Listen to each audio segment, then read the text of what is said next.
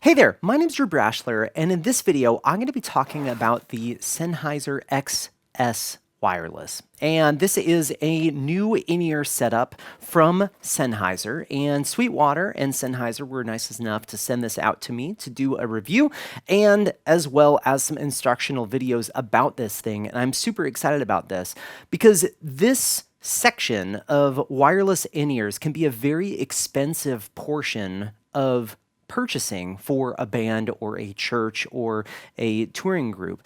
The wireless in-ears is something that, one, cost a little bit of money to buy something like this. And what's great is Sennheiser has released this and it's at a lower price point than some of their previous models. And I'm really excited about that.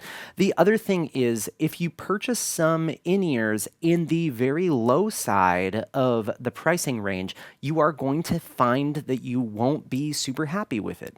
So I am excited to take a look at this and give you guys an honest review. I'm going to do some smart readings on it and get the full spectrum range measurements as well as latency measurements. So there's a whole bunch that is going to be happening in this video, and I'm super excited to share this with you. So the first portion of this video is checking this thing out. Now, if you're brand new to my channel, I'm all about helping you feel more confident in your production gear no matter where you're starting from, which is why I love doing these videos on reviews. It's just a point where I get to check out some gear and give you my honest opinion. But the first portion of this video is opening this thing up because some people really like these type of videos. So I'm going to go ahead and open this up since I haven't yet. All right, so we open it up, and if you post a review, you can win a microphone, and this is important. This is basically instructions on how to find a free frequency, and the idea is with your using some in-ears is to set your wireless microphone's frequencies first, turn those wireless microphones on, leave them on, and then turn off your wireless transmitter for your in-ears, and then do a scan with the pack. And then you can sync that scan with the transmitter and then turn that on. You can also do the opposite way. You can turn off all of your wireless and scan with the pack, transfer that to the transmitter, turn the transmitter on, and then once you have all of your transmitters on, then go to your wireless mics, turn those receivers on, scan for new frequencies, and one at a time, you can just add your frequencies. So we have that. And then this is all the meat and bones of this. So we do have a manual and a bunch of different languages. And I will set that to the side here. We have our power supply here. And there are a bunch of different power supply adapters that we have. And so let's find the US one. There is the US one.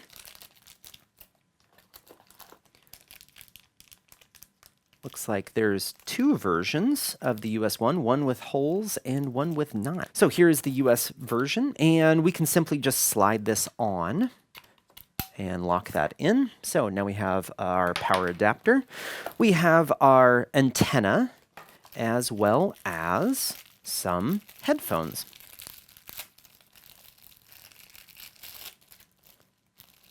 So it does come with some headphones here, although I have in-ears, so they're molded to my head, and so I'll end up using those. It does come with some batteries, which is nice, because then we can go ahead and instantly start using these. And I will unwrap those real quick. So we got two AA's, and then we have our pack. So this is the wireless receiver, and we have this, and we can open this up, and that's where our batteries go. And this is the most satisfying portion of new gear, taking off those. If you are the type of person that leaves those on your gear, I'm the type of person that removes those. So don't judge me too hard. But this is our receiver pack. It does have a volume knob here that when you turn it on, it has a very nice click to it. And we have our phones plug, which is where we would plug in our headphones or our in-ears. And then we have our batteries that can go in here. And so when we turn this on, we will see our screen pop up, and we can then go in here and do a scan, and I'll be explaining how to do that in a different video. But we have this, and then let's go ahead and take a look at the transmitter. We have a couple screws here for rack mounting this, which is very nice. And here is our transmitter unit. So here is our transmitter, and it is a very nice half-rack size unit. On the back, we have two combo jacks. So one is a TRS or XLR on the left. And if you're just using this in a mono sense, you would just go into the left side. And then we also have a right input, which allows us to do stereo over our in-ears. We have our DC in as well as our antenna. Now, one suggestion is if you have multiple of these units is using one of Sennheiser's antenna combiners. That way you can get these antennas combined into one antenna and then use maybe a directional antenna.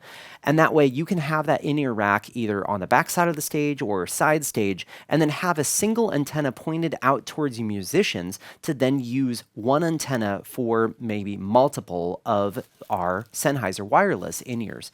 So you can combine maybe 4 channels into one antenna and send it over that one antenna. Now that is going to be much better than having these little, what I call rubber ducks or a quarter wave vertical in a rack with a lot of metal and everything around it. Now, if you are utilizing just one of these, my suggestion is to place it right on top of your rack. And that way this antenna is in free space, clear, open, not around a lot of metal, and then this will give you your best RF experience for your wireless. We then have a plate to be able to combine multiple of these units together into one rack. So if we take this and flip this over, there are screw holes on the bottom, so we can take this plate and we can combine multiple units together to be able to mount them right next to each other in our rack. If we then open this up here, they have packaged those very well. So here we have our rack mount bars. So we can take this and we can install this on the side of the unit here. And if we have 2 of these mounted together, like so, then we can put this on the other side on the unit on either the right or the left, and then we can mount these together. Now, if you're just utilizing one of them, there is this handy bar that allows you to just have one rack mount unit in our rack. We can take this bar, we can combine it here and mount these on either side of our unit and have a single rack mount unit in our rack, just like this. So there we have it. We have our wireless transmitter, we have our wireless receiver, and we have our headphones. Now, one thing to mention about the headphones is there are different sized tips for different sized ears. So if you do have a larger or a smaller set of ear canals, you can swap out the tips to make these fit your ears. Or if you have some molded in-ears like I do, you can just go ahead and plug those straight into your pack and use it right away. Now that we have this thing unboxed, let's go ahead and actually get my Behringer X32 routed to some audio over to my transmitter so that we can actually see this thing in action. Now we have 2 options of how we can set this thing up. We can either choose to have 2 receivers synced to the same transmitter and have 2 mono mixes out of the same transmitter. So then you would use the focus mode out of this and either listen to the left side or the right side. And that would allow 2 musicians to be using the same frequency with 2 different packs on the same transmitter.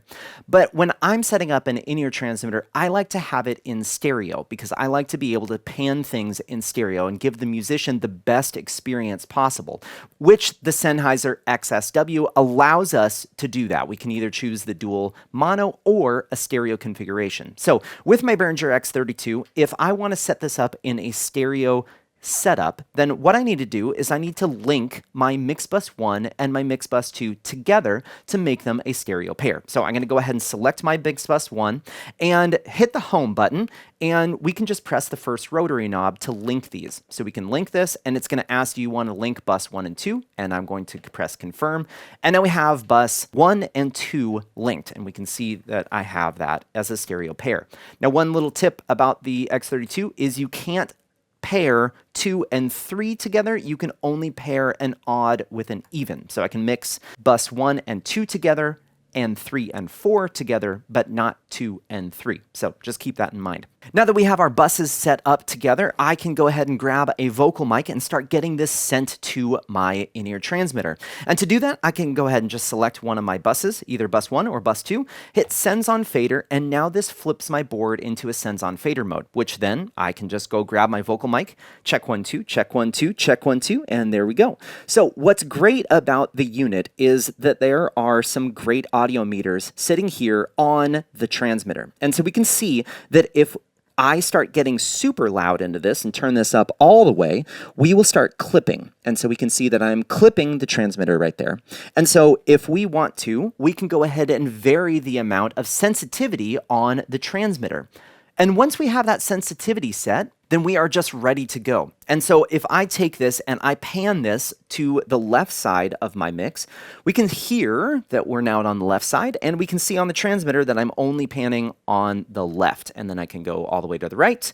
And so we can see that on the right-hand side, or just center it right back up. Now, the audio quality of the XSW is great. We have a very flat frequency response between 45 hertz and 16 kilohertz. And I brought this and tested it through Smart from Rational Acoustics, and I'm going to display that right on the screen here. So we can see that this transmitter and receiver pair is great. It's very flat across the entire thing. Now we can see that there's this yellow line. Now the yellow line is a limiter, and the limiter basically limits the amount of volume that the pack can put into the headphones. And so it makes it so that it is 10 dB less than the maximum amount that the headphones can be turned up on the pack. So you'll only really notice the limiter actually doing something when you turn it up all the way. So this will limit yourself from accidentally having too much volume in your in-ears, because that is something that we want to be careful of, is to not kill our ears with too much volume. Now, the other thing that we have on the XSW receiver is there is an EQ boost, and this is a high frequency boost around 13 kilohertz, and I measured it to be about a 7 to 8 dB boost at about 13K. And we can see that in the smart graph here. So when we compare the magenta and the blue traces, you can see that boost there.